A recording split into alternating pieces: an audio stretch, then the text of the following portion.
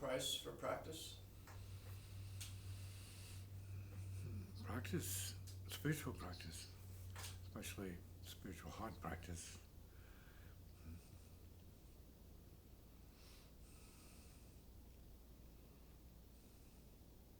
It's about having the heart broken open. So it's really a practice of heartbreak.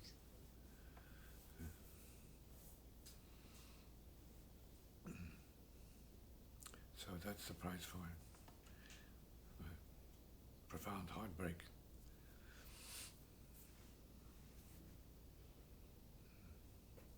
So we were discussing, and I was saying, in dealing with family, that was where I was kind of feeling the most pain, the most vulnerability. I mean, with your loved ones. Yeah. That's where you feel it. Uh-huh. For the people you care for, you feel the pain of their suffering. Mm-hmm. Right? But you can't do anything about it. You see, because ordinarily they don't want to do anything about it. So,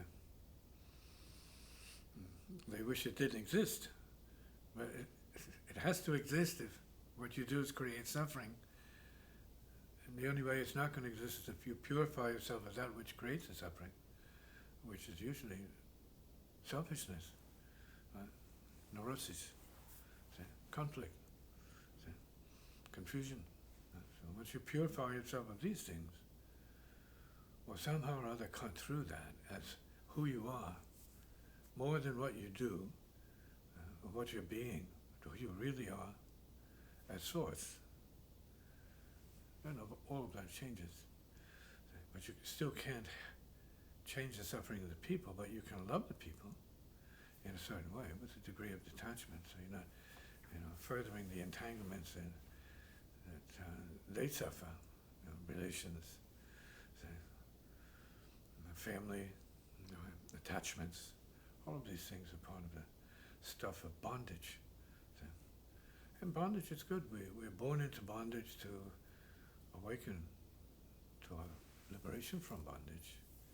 And there are a few people who, despite their bondage, have an awakening and have the liberation that comes with it. They start to feel the freedom, even in the midst of all the suffering. They start to feel the freedom. And so the best we can do for our family is to wake up ourselves, to liberate ourselves from our own suffering, so that we bring I guess you might say, a presence of neutrality to the field. We're not stoking or adding to the fire of suffering. We're bringing space to them. Maybe kindness, maybe the beauty of detachment. I mean, we're not adding anything to their stuff and holding them more accountable to their suffering. So it's kind of like becoming a heartbroken ghost.